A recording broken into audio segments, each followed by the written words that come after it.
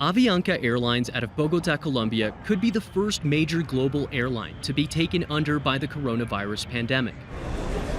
On Sunday, the company of more than 20,000 employees filed for Chapter 11 bankruptcy. Avianca is facing the most unprecedented event in its 100-year history. Given the effects of the COVID-19 pandemic, global passenger traffic is coming in at under more than 90%, and it is predicted that the global air traffic sector will see a revenue fall of about $314 billion, according to the International Air Transport Association. Avianca is one of the region's largest air carriers, but the company's aircraft fleet has been grounded since March. The same has been true for most other airlines, as governments have enforced border closures and imposed travel restrictions, none tougher than Argentina, where all flights have been banned until September 1st. The impact is being felt from budget airlines to the region's largest carriers. There's a growing consensus within Latin America's airline industry that by the time the coronavirus pandemic is over, airlines will be fewer and the ones that remain will be smaller.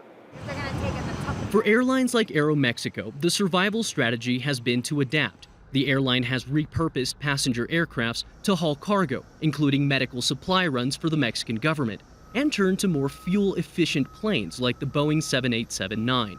AeroMexico representatives seem hopeful that a sense of normalcy will return. The question is when. We are optimistic, but the recovery will undoubtedly be slow. You ask about normalcy. There will be a new normal, but 1 year seems very optimistic. I think this will continue for many more months.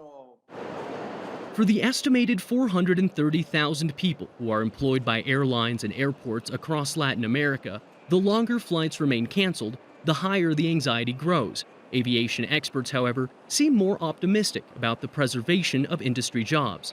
I mean, the most important point, and this is going to depend a lot on the local laws of each country with respect to administration or bankruptcy, but an airline that does not survive in its current condition doesn't mean that it goes away. It's not the end of air travel. The planes are still exist, the gates still exist, and skilled employees still exist. And so it's a question of recapitalizing businesses when an airline fails.